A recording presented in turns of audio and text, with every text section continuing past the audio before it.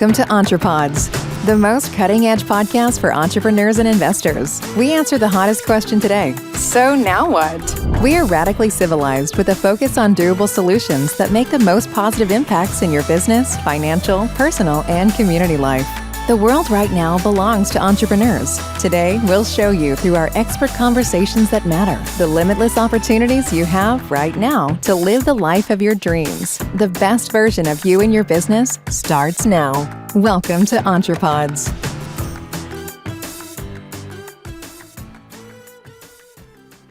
Welcome, EntrePods. I'm so glad you're here today. And we have a super fun guest for you that you're absolutely going to adore. So today we're going to talk to the author of The Power to Speak Naked, How to Speak with Confidence, Communicate Effectively, and Win Your Audience. So, of course, that's always going to be a fun topic for me. You know, it's just the raw, naked truth, being able to speak to your passion, even if you're a little bit trembly. And I just absolutely love this. So about the author and the person we're talking to, he also owns other companies as well. And he's performed on stage, on television for over 30 years. And he doesn't look it, of course, because he must have genes that come out of, I don't know, some nirvanical whatever fountain. That's what I'm thinking. Fountain of youth, guys. Anyway, he's been on such productions as Freddy versus Jason, Door to Door, Carrie, Ragtime the Musical, and many more. He's also a master communicator and instructed hundreds of classes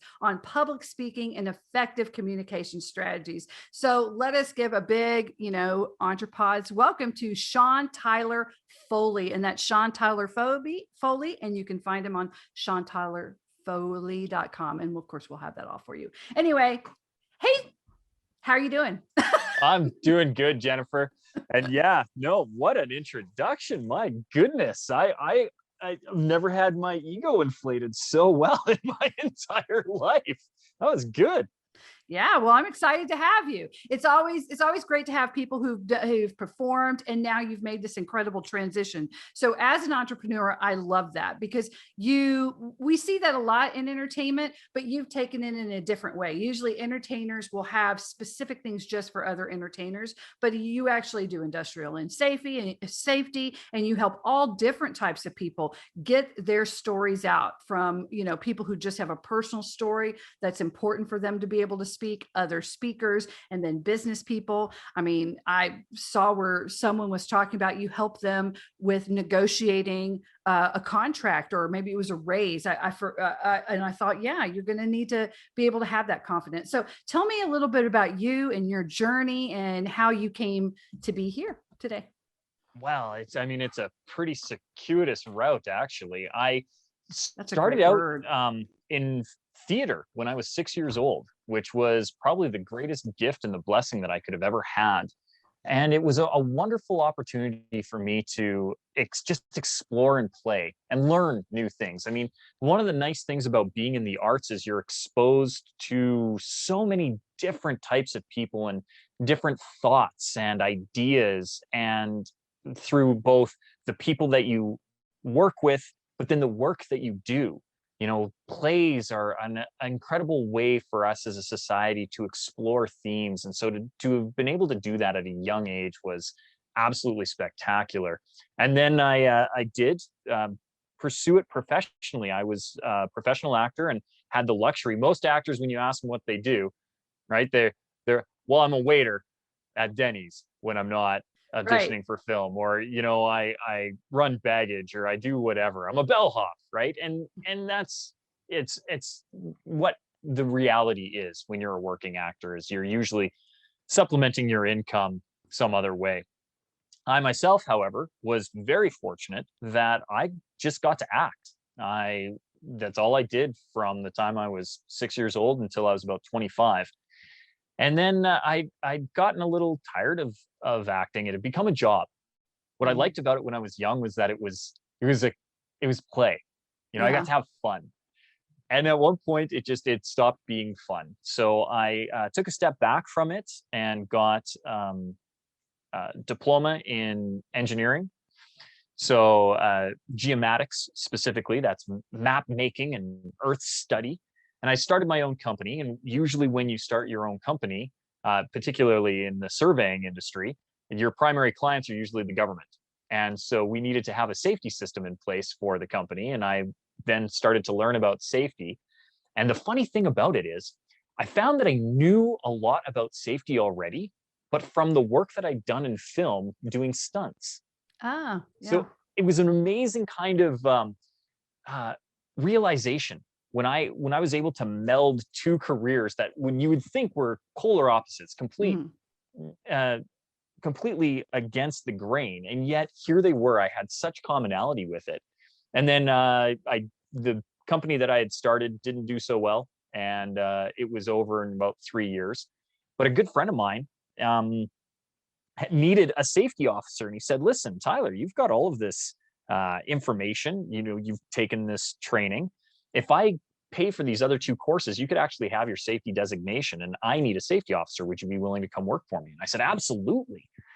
And then I realized that in the way to make safety systems actually functional for any company is to communicate the reason why you're trying to keep your people safe. And that usually comes down to an analysis of your core values and why did you start your company. And so I all of a sudden took all of this information that I knew from acting and performing and became a really good safety guy, because I was able to train people effectively. I was able to communicate well. And then I was able to train them how to do that. Mhm. And then safety just kind of spun out the speaker training now. And that's kind of why the book got written. So many people were asking me, well, how do you do what you do? And how can I do it too? And I'd say the same things over and over again. And finally, a friend of mine said, you should really write that down and make a good book. And yeah, so now just that's like how it's we this have it. whole lifetime journey. It's actually crazy. The love of my life works for the military, and he's a surveyor. So Yeah. I'm like, oh, how crazy is that? And it's just nuts, because when you were talking about safety and how important safety is, this is a little tidbit for a little bit of trivia for my EntrePods followers, is that for a period of time, this company is no longer open, but there was a company called Dixie Chemical Corporation. It was quite large here. And I was the voice of Dixie Chemical on their safety videos. Yeah. And I was, and my mother owned a temp agency, and she called me up. She goes, you know what? Your voice sounds okay. I can't find anybody to go do this, to do this job. And I basically got a job order. And so she sent me out. She goes, they'll just test you. And if you're not good, we'll get somebody else out, but it's kind of a rush job, but they liked me. And so, it's like, if you hear 5 alarms, run like hell, we're all going to die. Right. Yeah. Yeah. Right. So those things like that. But that was that was quite some time ago, because Dixie Chemical, I'm pretty sure. There is no more thankless job on the planet than being an industrial video voiceover performer. It was dozens, if not hundreds. Yes, that was very thankless, because you're under a lot of pressure. They really don't care. There's no creativity. It's just say, when the polyglycolic family, and you have to say it all in one thing, these long chemical things. That means you're gonna, this is what's gonna happen. And it was interesting though. And I had a lot of fun, because it was like totally not being a secretary, or, she would just run me to the moon. It was fun. Yeah. Anyway. No. So now you've been safety, and now you're talking about the power to speak naked. Tell me a little bit about the book, which, by the way, is on Barnes and Nobles. We'll have the link for everyone on The Power to Speak Naked by Sean Tyler Foley, and you go by Tyler. So tell me a little bit about the book. Like, what prompted you to write it? Is it just, is it a how-to? Tell me about the book. Well, so it's not necessarily a how-to so much as a deep dive into 35 years of experience. The reason the book was written was, I think that everybody has a story. And I think story unites us. I think that it is an incredible way for us to gain sympathy in the world. It's really hard for me to understand a position if you can't explain to me why you feel that way. But as soon as we can start telling story, now I can empathize with you, because I can walk a mile in your shoes, right? Never judge a person until you walk a mile in their shoes. And frankly, there's a lot of high heels that I have never slipped myself into. So let me walk through and tell me your story. So the book came about as kind of a deconstruction, first of all, about why I don't get stage fright. I have had stage fright twice in my life. I distinctly remember both times happening, but I needed to go back and figure out why it was that I was so comfortable on stage. Like, why is it that I live for this, and yet 77% of the world is terrified of it? It's a bigger fear than dying, apparently, which leads to Jerry Seinfeld's great joke, right? That means that most people would rather be in the casket than giving the eulogy. And to me, that's mind blowing, because I seek it out. I'm somebody who wants to be on stage, who loves a platform. Ironically enough, I'm an introvert. Like, people, when they see me in public, they're like, "Oh, you must be an extrovert." I'm like, "No, actually, I'm not comfortable in public settings." But one of the things that I find the most freeing about stage is that it's not a public setting. It's oddly private. Like, I'm on my own, and I'm sharing an experience with an audience, but there's the fourth wall. It's an odd barrier. And even when I'm interacting with an audience, which is my favorite thing to do, right? Ask questions and deep dive with my audience instead of having monologue. I like to have a dialogue. But it's odd. It's weirdly freeing for me as an introvert to be able to get out and express myself that way. So to be able to talk to people who have developed a fear of what they think is public speaking. And the reality is, we're not afraid of public speaking. We do it every day. You and I are speaking in public right now. We're having a public conversation. If you go to the mall and have a coffee with a friend, you're speaking in public. So we're not afraid of public speaking. Usually what we're afraid of is judgment of the things that we're going to say. And so one of the things that I started to discuss in the book is the thing you're afraid to say is very likely what the world needs to hear. We all have these fears on the inside that if we expose our soft, gushy parts to the world, somehow we're going to be attacked. And I wanted to dispel that myth very rapidly and give people the power to speak, as you had said in the intro, beautifully, by the way, to speak your raw, naked truth, which is really what the book is about. Yeah, and I'm going to tell you, I find this book to be very timely in an age of social media censorship, because it is amazing that I can go on TikTok right now and be like, wow, this person's really opening up. Like, why are you doing that on TikTok? But there are people who are needing to do it on TikTok, right?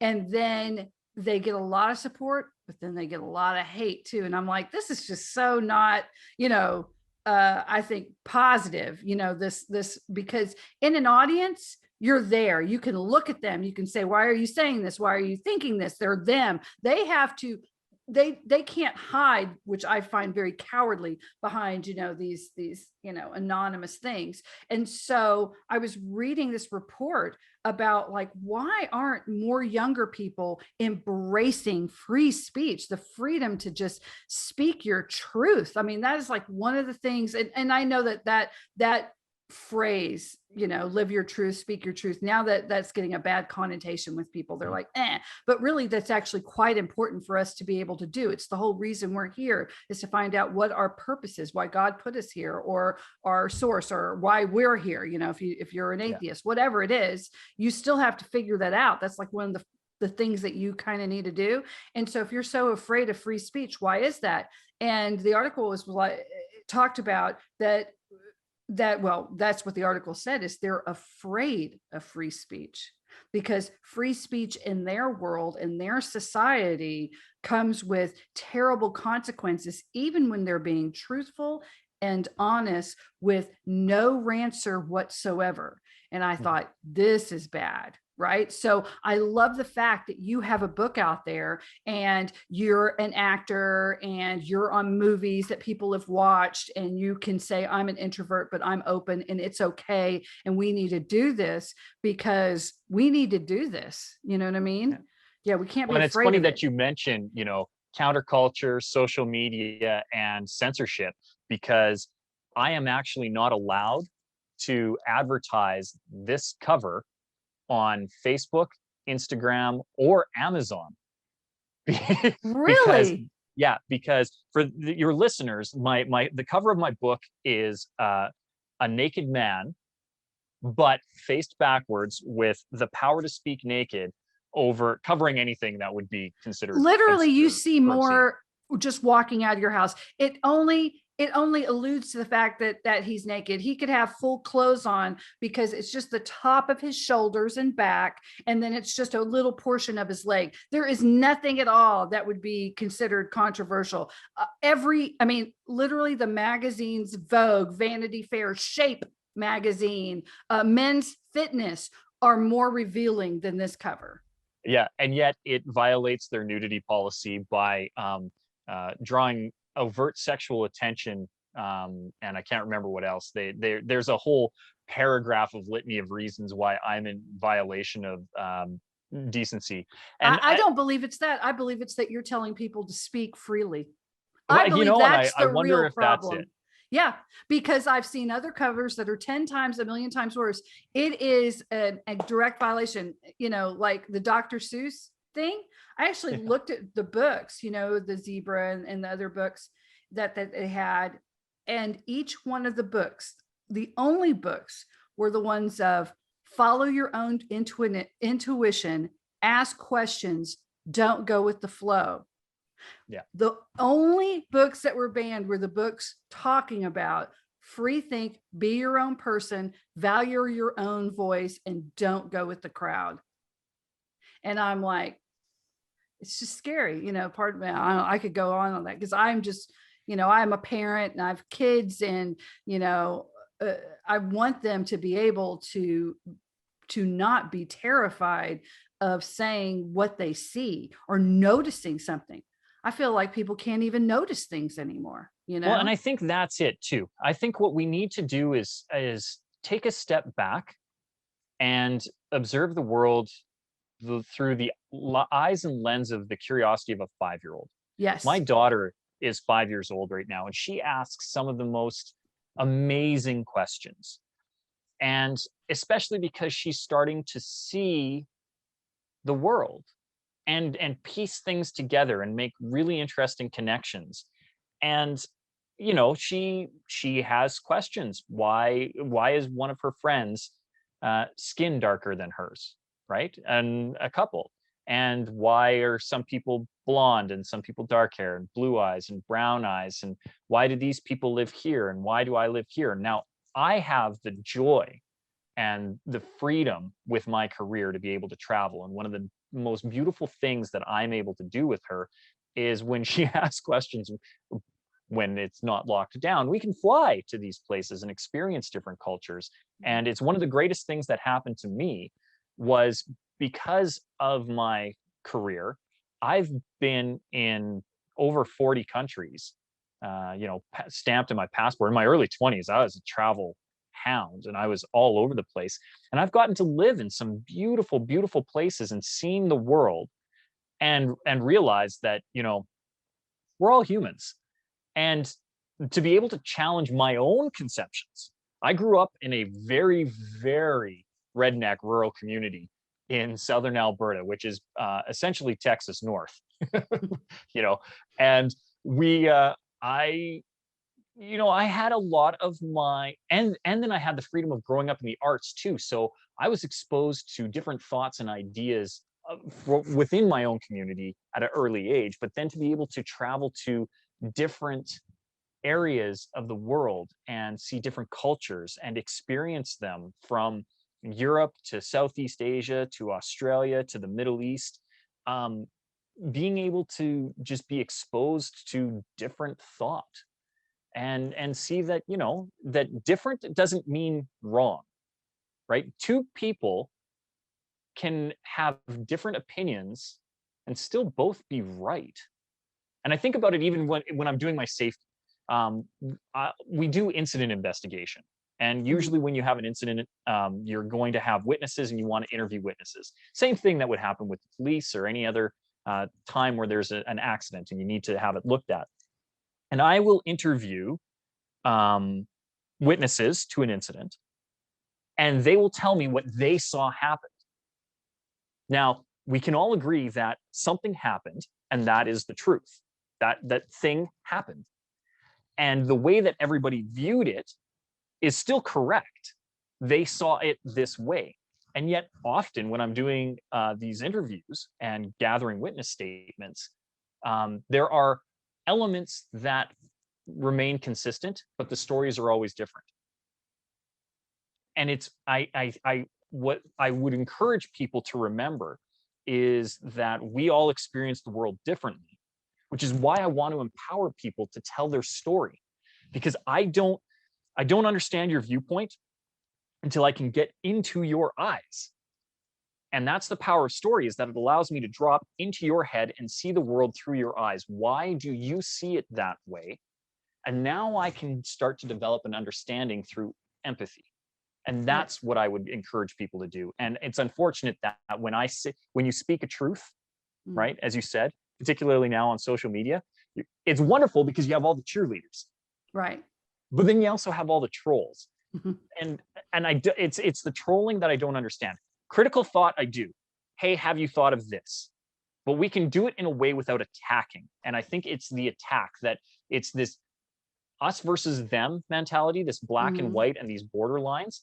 And I often ask people, what are you doing? Are you setting up boundaries or are you setting up barriers? Yep. That is a very good observation, because I've lived in other countries. My son I've taken to other places. We had trips back, going around and doing it.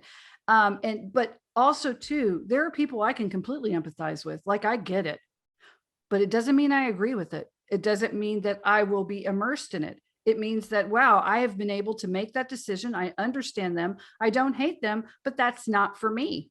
That is not my culture or my thought process, or I don't think like that. I've met people, I've spoken to, I wrote a book as well, and I would speak to colleges, and because I was homeless, I spent to people in shelters, and I talked to kids that were in crisis, kids that were homeless, kids who came from the justice system.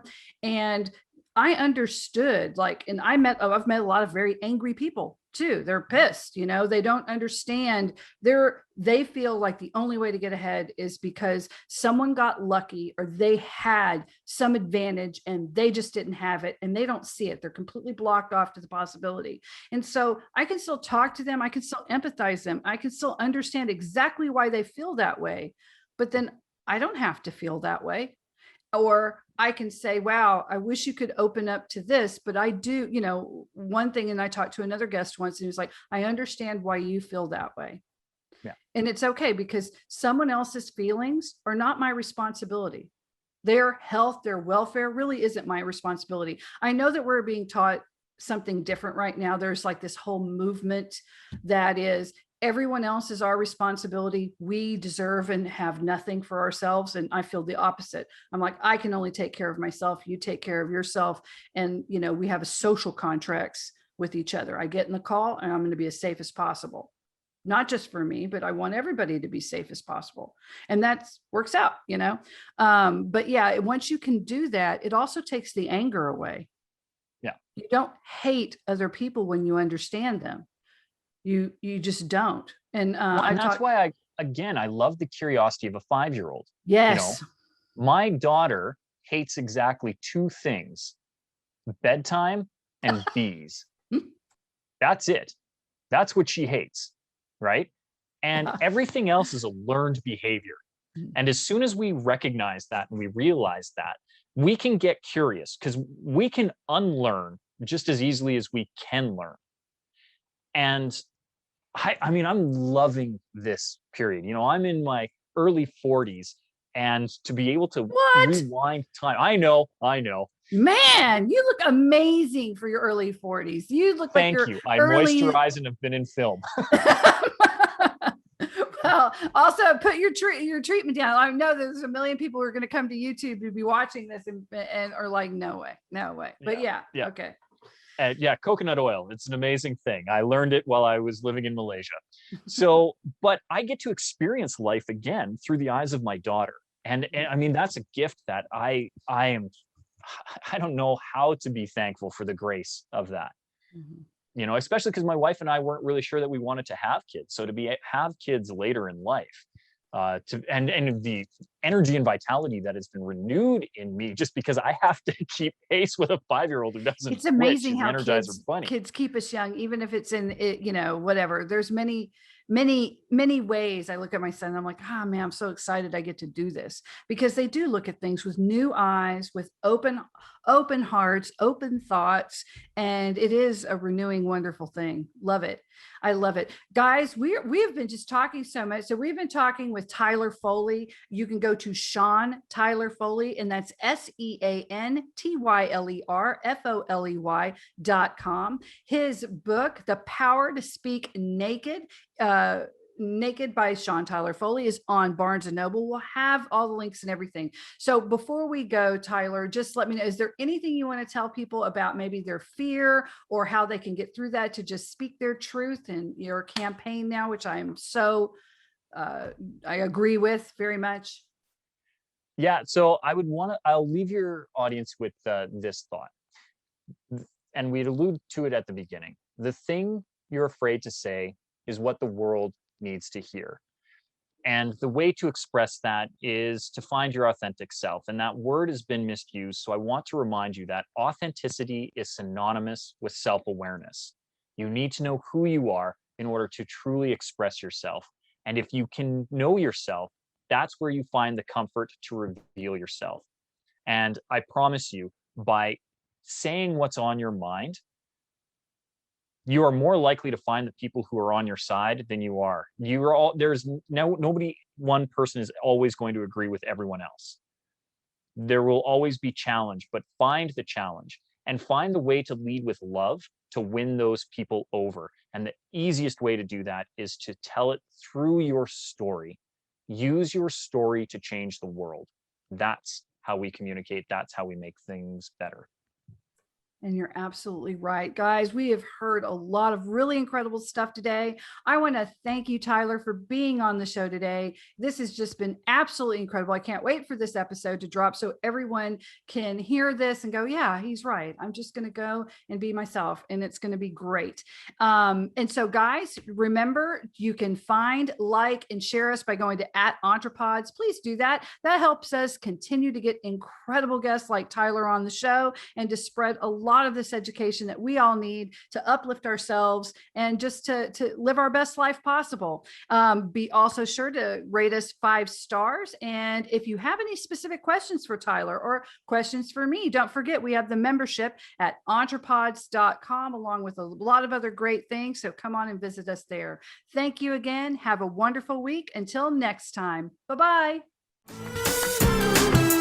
Thank you for listening, and please go give us a 5-star rating on your preferred listening platform if you enjoyed the show. This helps us reach more listeners like you and keep booking amazing guests. If you'd like to join our growing EntrePods community, want our social media links to like or share, or inquire about one-on-one strategy calls with our host Jennifer, please visit EntrePods.com.